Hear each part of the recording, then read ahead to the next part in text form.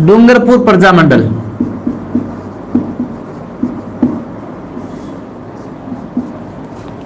हाँ, डूंगरपुर प्रजामंडल की बात करें मित्रों तो इस प्रजामंडल में यहां पर जो सबसे पहले जन जागृति फैलाने का कार्य किया था वो किया था गौरी शंकर उपाध्याय ने। और गौरी शंकर उपाध्याय ने मित्रों यहां पर है 1929 में एक सेवाश्रम की स्थापना करके यहां पर खादी का प्रचार किया था। और सेवाश्रम की स्थापना करके है उसी ने यहां पर एक सेवक नामक समाचार पत्र भी निकाला था। तो यहां पर जो जन जागृति का सबसे पहले श्रेय दिया जाता है डूंगरपुर प्रजामंडल में, जन जागृति का श्रेय पूछ ले तो वो है गौरी शंकर उपाध्याय। कौन है? गौरी शंकर उपाध्याय। तो डूंगरपुर प्रजामंडल में यहां पर जन जागृति फैलाने का श्रेय है वो किसको दिया जाता है? गौरी शंकर उपाध्याय को है इसका श्रेय दिया जाता है। इसी गौरी शंकर उपाध्याय ने 1929 में डूंगरपुर में सेवाश्रम की स्थापना की। किसकी की? सेवाश्रम की स्थापना की। और इसने एक सेवक नामक पत्रिका भी निकाली जिससे लोगों में जन चेतना फैला सके, जन जागृति फैला सके। तो गौरी शंकर उपाध्याय ने मित्रों है यहां पर 1929 में है सेवाश्रम की डूंगरपुर में स्थापना की और सेवक नामक पत्रिका इसने निकाली। इसके बाद में देखिए मित्रों नाम आता है भोगीलाल पांड्या का। भोगीलाल पांड्या, इस भोगीलाल पांड्या ने मित्रों 1935 में भोगीलाल पांड्या ने यहां पर हरिजन सेवक संघ की स्थापना की। आदिवासियों की मसीहा ठक्कर बाबा के सहयोग से हरिजन सेवक संघ, हरिजन सेवक संघ की स्थापना किसने की मित्रों? भोगीलाल पांड्या ने की। 1935 में डूंगरपुर में हरिजन सेवक संघ की स्थापना ठक्कर बाबा के सहयोग से भोगीलाल पांड्या ने की थी। ठीक है मित्रों, ये आपको ध्यान रखना है। और जन चेतना का यहाँ पर प्रसार किया था 1935 में ही डूंगरपुर में माणिक्यलाल वर्मा जाते हैं और माणिक्यलाल वर्मा ने यहाँ पर खांडलाई आश्रम की स्थापना की। 1935 में आपसे पूछ ले खांडलाई आश्रम, खांडलाई आश्रम कहां पर है मित्रों? खांडलाई आश्रम आपके डूंगरपुर में ही है। इसकी स्थापना किसने की थी? वर्मा जी ने की थी। माणिक्यलाल वर्मा ने है मित्रों खांडलाई आश्रम की कहां पर स्थापना की है? डूंगरपुर में की है। तो ये कुछ संस्थाएं हैं जिन्होंने यहाँ पर जन जागृति का कार्य किया था डूंगरपुर में।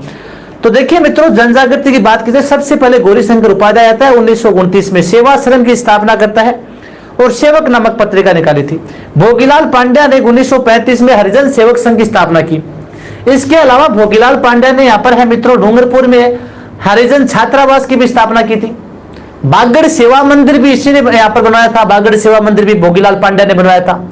सेवक संघ की भी इसने यहाँ पर स्थापना की थी। कई चीजों की स्थापना की थी। ठीक है, 1935 में खांडलाई आश्रम की स्थापना होती है। 1935 में खांडलाई आश्रम की स्थापना होती है माणिक्यलाल वर्मा के द्वारा। कहां पर मित्रों? डूंगरपुर में। चले आगे, अब आते हैं बात करें प्रजामंडल की स्थापना। डूंगरपुर के प्रजामंडल की स्थापना, डूंगरपुर प्रजामंडल की स्थापना होती है मित्रों 1944 में। कब होती है? 1944 में डूंगरपुर प्रजामंडल की स्थापना होती है। और डूंगरपुर प्रजामंडल की स्थापना है वो किसने की मित्रों? भोगीलाल पांड्या ने की थी। किसने की थी? भोगीलाल पांड्या ने की थी मित्रों डूंगरपुर प्रजामंडल की स्थापना। किसके सहयोग से की थी? गौरी शंकर उपाध्याय और हरदेव जोशी के सहयोग से। गौरी शंकर उपाध्याय और हरदेव जोशी के सहयोग से है भोगीलाल पांड्या ने 1944 में कौन से प्रजामंडल की स्थापना की है मित्रों? डूंगरपुर प्रजामंडल की स्थापना की है। नमस्कार बंटी जी यादव। हाँ जी नीलम जी नमस्कार। हाँ ठीक है, हाँ नमस्कार बंटी जी नमस्कार। रुक जाइए अब। हाँ, तो भोगीलाल पांड्या ने है मित्रों इस डूंगरपुर प्रजामंडल की क्या किया है? स्थापना की। ये आपको ध्यान रखना है। अब आगे बढ़ते देखिए मित्रों, डूंगरपुर में है मित्रों जागीरदारों के दमन चक्र के कारण यहाँ पर दो घटनाएं होती है, छोटी छोटी घटनाएं होती हैं। जागीरदारों के दमन चक्र के कारण यहाँ पर दो घटनाएं होती है। एक तो पूर्णावाड़ा की घटना। डूंगरपुर में कौन सी घटना हुई? पूर्णावाड़ा की घटना। डूंगरपुर में पहली घटना होती है पूर्णावाड़ा की घटना। और ये पूर्णावाड़ा की घटना 30 मई 1947 को हुई थी। जागीरदारों के दमन चक्र के फलस्वरूप यहाँ पर एक पूर्णावाड़ा की घटना और एक होती है आपकी रास्ता पाल कांड, जो सब जानते हैं लगभग आप। पूनावाड़ा की घटना देखिए मित्रों, पूनावाड़ा में एक स्कूल चल रहा था और पूनावाड़ा गांव है डूंगरपुर में, यहां पर स्कूल चल रहा था और स्कूल में एक मास्टर था शिवराम भील। कौन था? शिवराम भील। ये शिवराम भील है मित्रों, सेवा संघ के माध्यम से जो यहाँ पर स्कूल संचालित किया जा रहा था, सेवा संघ के माध्यम से, उस सेवा संघ के माध्यम से जो स्कूल संचालित किया जा रहा था, उस स्कूल में पढ़ा रहा था शिवराम भील, पढ़ा रहा था पूनावाड़ा गांव में। और यहाँ पर अचानक है मित्रों पुलिस पहुंच जाती है और स्कूल को बंद करने का आदेश देते हैं। और इस समय मित्रों शिवराम भील है, उस शिवराम भील के यहाँ पर क्या होती है? पिटाई होती है और शिवराम भील क्या होते हैं? शहीद। तो पूनावाड़ा स्कूल के जो मास्टर थे, गुरुजी थे, शिक्षक थे, तो पूनावाड़ा स्कूल का जो शिक्षक था शिवराम भील, ये शिवराम भील है 30 मई 1947 को कहीं वो सल्ट गया, मतलब शहीद हो गया। तो 30 मई 1947 को पूनावाड़ा गांव में है मित्रों जो शिवराम भील थे, ये शिवराम भील है यहाँ पर है शहीद हो जाते हैं। यहाँ पर पुलिस की लाठीचार्ज से यहाँ पर शिवराम भील की क्या हो गई मित्रों? मृत्यु हो गई। इसे कहते हैं पूनावाड़ा घटना। ठीक है, अब देखिए मित्रों नेक्स्ट आती है आपकी रास्तापाल कांड। डूंगरपुर में कौन सा कांड हुआ था? रास्तापाल कांड। इसकी चर्चा तो हमने वैसे कर ली थी, एक बार वापस कर लेते हैं। 19 जून 1947, 19 जून 1947 को है रास्तापाल घटना हुई। और रास्तापाल भी कहां पर है मित्रों? रास्तापाल भी आपके कहां पर है? ये आपके डूंगरपुर में पड़ता है। रास्तापाल भी कहां पर है? डूंगरपुर में पड़ता है। अब देखिए मित्रों बात की जाए इस घटना की, तो इसके बारे में तो लगभग जानते हो कि डूंगरपुर में इस रास्तापाल गांव में एक तो थे नाना भाई खाट, जिन्होंने अपना भवन है स्कूल के लिए दान किया था। एक थे सेंगा भाई खाट,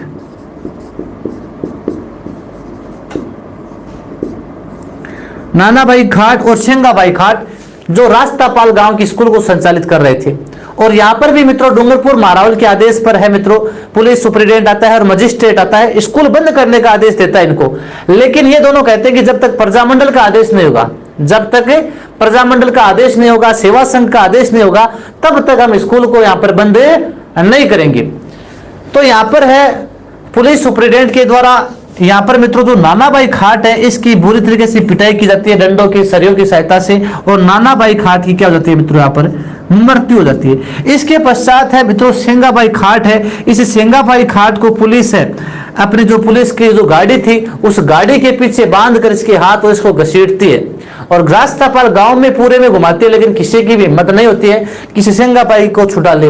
और उसी समय इसी विद्यालय की रास्तापाल विद्यालय की एक बालिका थी, 13 वर्षीय भील बालिका। कौन थी? कालीबाई। 13 वर्षीय भील बालिका थी कालीबाई। जब उसको पता चलता है कि मेरे गुरु को है इस प्रकार है लटका कर पीछे गाड़ी के पीछे लटका कर ले जाया जा रहा है, तो ये खेत से आ रही थी और जब इसके सिर के ऊपर बोलते हैं ना वो घास की रोटी वगैरह वो थी, हाथ में एक दंताली थी ना दांतरी, ये हाथ में थी। और जब इसने अपने गुरु को इस हालत में देखा, इसे कालीबाई ने, यानी कालीबाई इसी विद्यालय की एक 13 वर्षीय बालिका थी भील बालिका, जब इस हालत में अपने गुरु को देखा तो कालीबाई ने उनको ललकारा। उन्हें जो अंग्रेज जो अधिकारी थे और जो पुलिस से जो गाड़ी चला रही थी, रोको रोको, मेरे गुरु को आप कहां पर ले जा रहे हो? तो जब गाड़ी रुकी तो उसी समय है मित्रों उसके पास तो जो दांतरी थी उससे है सेंगाबाई खाट है, इस सेंगाबाई खाट की जो रस्सी थी गले में लगी हुई थी उसको उसने काट दिया। और फिर उसी समय है जो पुलिस के अधिकारियों के द्वारा जो गोली चलाई जाती है और गोली चलाकर कालीबाई की क्या है मित्रों गोलियों से भून दिया जाता है। और गोलियों से भूनने के कारण कालीबाई की 20 जून को मृत्यु हो गई। 20 जून 1947 को कालीबाई की क्या हो गई मित्रों? मृत्यु हो गई थी। तो 20 जून 1947 को कालीबाई की क्या हो गई? मृत्यु हो गई। डूंगरपुर की जो गेब सागर झील है उस गेब सागर झील के किनारे कालीबाई का क्या बना है मित्रों? स्मारक बना है। और इस घटना को कहते हैं रास्तापाल कांड। क्या कहते हैं? रास्तापाल कांड कहते हैं। इसके पश्चात स्वतंत्रता के बाद में है यहाँ पर है डूंगरपुर मारावल ने है उत्तरदायी शासन की स्थापना गौरी शंकर उपाध्याय के नेतृत्व में कर दी थी। अब देखिए एक बार वापस देखिए, हाँ डूंगरपुर प्रजामंडल को वापस देख लीजिए। यहां पर जन जागृति गौरी शंकर उपाध्याय ने है सेवाश्रम के माध्यम से फैलाई थी, ठीक है। और उसने है सेवक नामक पत्रिका निकाली। फिर भोगीलाल पांड्या का नाम आता है। 1935 में इन्होंने हरिजन सेवक संघ की स्थापना की थी। 1935 में खांडलाई आश्रम स्थापित किया था माणिक्यलाल वर्मा जी ने। डूंगरपुर प्रजामंडल की स्थापना भोगीलाल पांड्या ने है गौरी शंकर उपाध्याय और हरदेव जोशी के सहयोग से की थी 1944 में। हाँ नमस्कार केशव जी। इसके पश्चात देखिए पुन्नावाड़ा गांव की घटना, यानी दो घटनाएं होती है, तो पुन्नावाड़ा रास्तापाल। पुन्नावाड़ा गांव की घटना 30 मई 1947 को हुई थी। हाँ बिल्कुल बिल्कुल, हाशिए से काट दिया था बिल्कुल बंटी जी। 30 मई 1947 को है। शिवराम भील जो विद्यालय का अध्यापक था उसको यहां पर मार दिया गया था। फिर रास्तापाल कांड 19 जून 1947 को रास्तापाल गांव में एक विद्यालय संचालित हो रहा था डूंगरपुर में। नानाभाई खाट और सेंगाबाई खाट के नेतृत्व में पुलिस के अधिकारियों द्वारा समझाइश की जाती है, लेकिन जब ये विद्यालय बंद नहीं करते हैं तो नानाभाई खाट की बुरी तरीके से पीटा जाता है और इनकी हत्या कर दी जाती है। फिर सेंगाबाई खाट को जीप के पीछे लटका कर ले जाया जाता है रस्सियों से बांधकर। और अब जो इनकी जो शिष्या थी कालीबाई, 13 वर्षीय भील बालिका कालीबाई थी, और कालीबाई ने जब अपने गुरु को इस हालत में देखा तो कालीबाई ने दौड़ती है उनकी तरफ, और जो हाशिया था उनके पास जो दांतरी थी उससे रस्सी काट देती है, और उसके पश्चात पुलिस अधिकारियों के द्वारा कालीबाई को गोलियों से भून दिया जाता है, जिसके कारण कालीबाई की 20 जून 1947 को क्या हो गई, मृत्यु हो गई। यह आपका कहलाता है रास्तापाल कांड। स्वतंत्रता के पश्चात गौरी शंकर उपाध्याय के नेतृत्व में यहाँ पर है मित्रों उत्तरदायी शासन की स्थापना कर दी जाती है। यह आपका कौन सा हो गया, डूंगरपुर प्रजामंडल। चले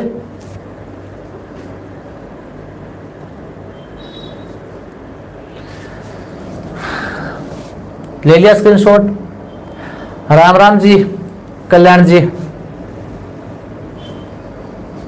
मुकेश जी गुप्ता,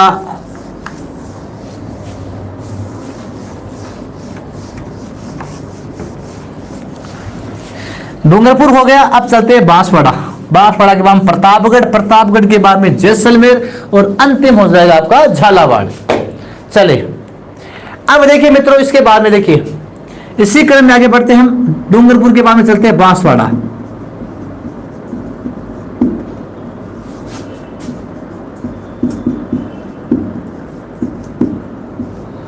बांसवाड़ा प्रजामंडल, हाँ बांसवाड़ा, बिल्कुल बलबीर जी, बांसवाड़ा प्रजामंडल की तरफ चलते हैं मित्रों। बांसवाड़ा प्रजामंडल की बात की जाए तो यहां पर जो जनजागृति फैलाई थी, वहां पर जनजागृति फैलाई थी एक चिमनलाल जी मल्लोत था, चिमनलाल जी मल्लोत। यहां पर जनजागृति किसने फैलाई थी, चिमनलाल जी मल्लोत, चिमनलाल जी मल्लोत। इन चिमनलाल जी मल्लोत ने 1930 में शांत सेवा कुटीर की स्थापना की। शांत सेवा कुटीर की तो स्थापना करी, और एक पत्रिका निकाली है सर्वोदय। कौन सी पत्रिका निकाली, सर्वोदय। इनके माध्यम से है, इसने है यहां पर है बांसवाड़ा में क्या है, हाँ बिल्कुल गुरुजी लास्ट में टाइम बच जाए जनाब, 5-4 मिनट हटाई कर लिया करो। अच्छा, तो बांसवाड़ा प्रजामंडल की है, बिल्कुल आज करेंगे सेनी जी, ठीक है। बांसवाड़ा प्रजामंडल है, इस बांसवाड़ा प्रजामंडल में जनजागृति पैदा करने का श्रेय, जनजागृति पैदा करने का श्रेय है वो चिमनलाल जी मल्लोत को दिया जाता है। किसको दिया जाता है मित्रों, चिमनलाल जी मल्लोत को। और 1930 ईस्वी में, 1930 ईस्वी में चिमनलाल जी ने, हाँ चिमनलाल जी ने यहां पर शांत सेवा कुटीर की स्थापना करके एक पत्रिका निकाली सर्वोदय, और इसके माध्यम से यहां पर जन जागृति है वो फैलाई थी। किसने, बांसवाड़ा में चिमनलाल जी ने। लेकिन बांसवाड़ा प्रजामंडल की जो स्थापना है वो स्थापना किसने की थी, वो स्थापना 1945 में की थी भूपेंद्र नाथ त्रिवेदी ने। किसने की थी, भूपेंद्र नाथ त्रिवेदी, बस ये नाम याद रखना है, भूपेंद्र नाथ त्रिवेदी, ये आपको ध्यान में रखना है। बांसवाड़ा प्रजामंडल की स्थापना किसने की मित्रों, भूपेंद्र नाथ त्रिवेदी ने 1945 में बांसवाड़ा प्रजामंडल की क्या की, स्थापना। और यहां पर भी स्वतंत्रता के बाद में जो महारावल थे बांसवाड़ा के चंद्रवीर सिंह, उन्होंने भी यहाँ के 2 सदस्य, एक तो नटवर लाल, एक सोनलाल, तो नटवर लाल और सोनलाल दोनों को है मंत्रिमंडल में शामिल करवाया। तो नटवर लाल और सोनलाल को है मंत्रिमंडल में शामिल करके उत्तरदायी शासन की स्थापना कर दी। चंद्रवीर सिंह यहाँ के जो शासक थे, उन्होंने स्वतंत्रता के बाद में यहाँ पर है उत्तरदायी शासन की घोषणा कर दी। 2 व्यक्तियों को यहाँ पर अपना मंत्री बना लिया, नटवर लाल और सोनलाल, जो प्रजामंडल के सदस्य थे, ठीक है। तो आपको मुख्यतः ये 2 बातें ध्यान रखनी है बांसवाड़ा प्रजामंडल की। जनजागृति चिमनलाल जी मल्लोत ने फैलाई यहाँ पर शांत सेवा कुटीर के माध्यम से या सर्वोदय के माध्यम से। बिल्कुल सैनी जी, आपको एक दो जगह 43 भी मिल सकता है, लेकिन ये 45 याद रखना आपको, ठीक है। हाँ, ये आपको ध्यान में रखना है, कहीं एक दो जगह आपको 43 भी मिल सकता है। इसके बाद में देखिए मित्रों, हाँ नेक्स्ट आता है, इसकी जो स्थापना है भी ध्यान रखना, भूपेंद्र नाथ त्रिवेदी, भूपेंद्र नाथ त्रिवेदी है, इन्होंने इसकी स्थापना की थी। तो बांसवाड़ा हो गया, डूंगरपुर हो गया, प्रतापगढ़,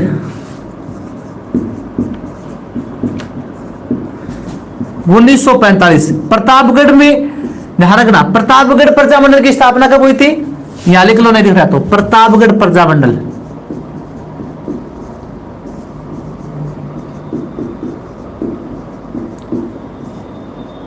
स्थापना कब हुई, 1945। प्रतापगढ़ प्रजामंडल की स्थापना कब हुई मित्रों, 1945। हाँ, प्रतापगढ़ प्रजामंडल की स्थापना 1945 हुई, ये और स्थापना की थी अमृतलाल पाठक ने, अमृतलाल पाठक, बस ये इतना ध्यान रखना है। प्रतापगढ़ प्रजामंडल की स्थापना कब हुई, 1945 में। कब हुई, 1945 में। किसने की, अमृतलाल पाठक ने, इतना ध्यान रखना है बस। अब हम दो प्रजामंडल बचते हैं 1945 का, एक तो बचता है जैसलमेर का, मीठालाल व्यास वाला, और एक बचेगा अंतिम आपका झालावाड़ का। उसके पश्चात आपकी कंप्लीट हो जाएगी।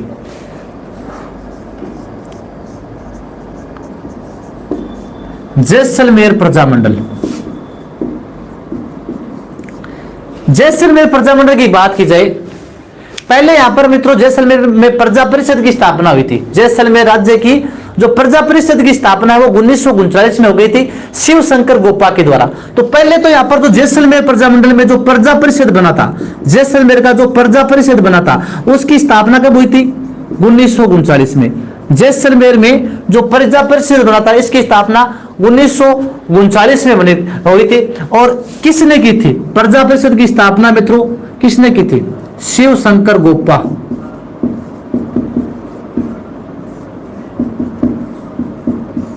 जैसलमेर में जो प्रजा परिषद बना था, जैसलमेर में प्रजा परिषद एक संगठन बना था मित्रों 1939 में, जिसकी स्थापना किसने की थी, शिव शंकर गोपा ने। और जैसलमेर में जो प्रजामंडल है, इस प्रजामंडल की स्थापना किसने की थी, बताइए।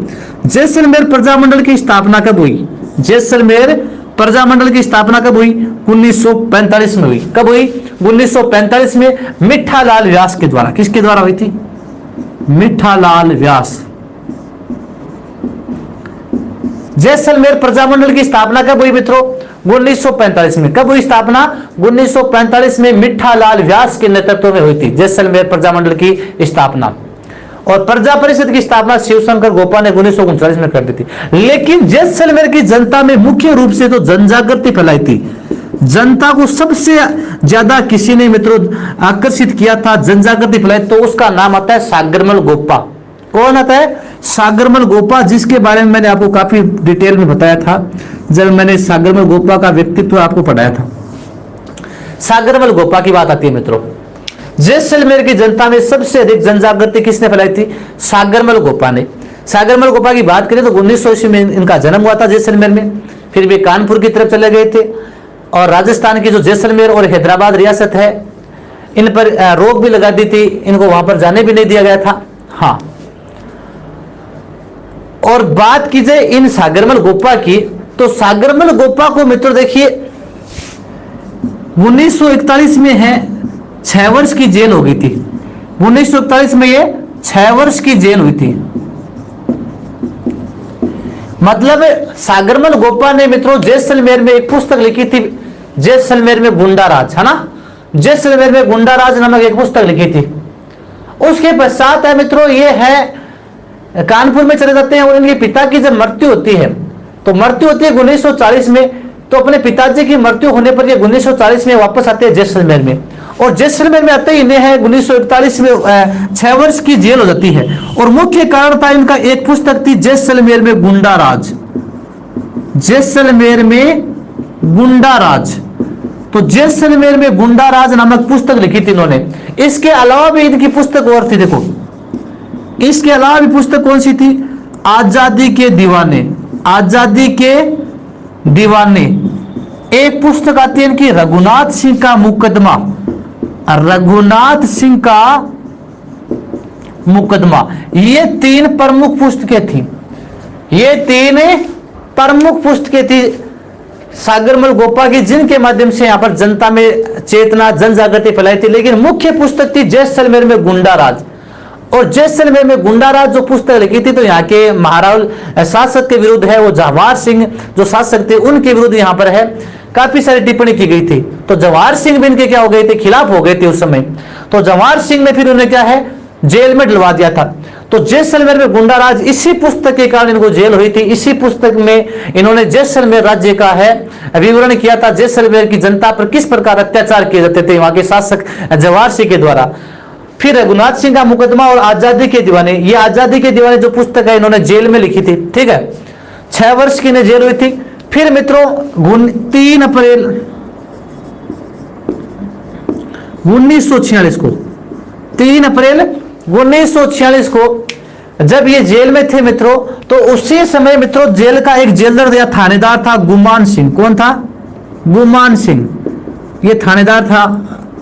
इसी गुमान सिंह ने मित्रों 3 अप्रैल 1946 को सागरमल गोपा पर जो मिट्टी का तेल होता ना, केरोसिन, ये तेल छिड़ककर इनकी क्या कर दी मित्रों, हत्या कर दी। तो मिट्टी का तेल से इनमें आग लगा दी थी। और 3 अप्रैल के बाद में इनकी 4 अप्रैल को क्या हो गई, 4 अप्रैल 1946 को सागरमल गोपा की क्या हो गई मित्रों, मृत्यु हो गई थी जेल में। तो जेल में सागरमल गोपा पर 3 अप्रैल 1946 को मिट्टी का तेल छिड़का गया और आग लगा दी थी। फिर 4 अप्रैल को सागरमल गोपा की क्या हो गई, मृत्यु हो गई थी। इसके पश्चात है मित्रों जैसलमेर रियासत ने है यहां पर एक जांच आयोग बैठाया। जांच आयोग का नाम क्या था मित्रों, गोपाल स्वरूप पाठक। यहां पर है इस हत्या के लिए, जब इनकी हत्या हुई थी मित्रों जैसलमेर में सागरमल गोपा की, तो इसके बाद में गोपाल स्वरूप पाठक के नेतृत्व में एक जांच आयोग बैठा कि इसकी जांच की जाए, भाई इसने आत्महत्या की है या वास्तव में इसको जलाया गया है। तो आपको पता है जब रियासत अपना जांच आयोग बैठाएगी तो रियासत के पक्ष में देगा। तो गोपाल स्वरूप पाठक ने है मित्रों इसे क्या दे दिया, आत्महत्या करार दे दिया। गोपाल स्वरूप पाठक ने जो नेतृत्व में जो जांच समिति बैठी थी उसने कहा कि सागरमल गोपा ने क्या की है, आत्महत्या की है।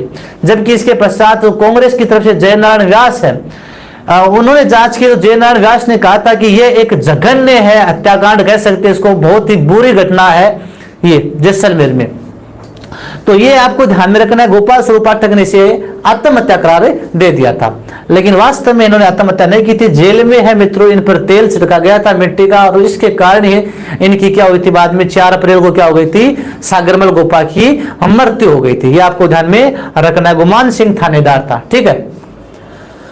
तो ये आपका हो गया मित्रों जैसलमेर। इसके पश्चात देखिए मित्रों उत्तरदायी शासन की स्थापना हो जाती है यहाँ पर भी स्वतंत्रता के बाद में। एक छोटा सा आता है झालावाड़ प्रजामंडल, बस इसका नाम याद रखना है, झालावाड़ प्रजामंडल।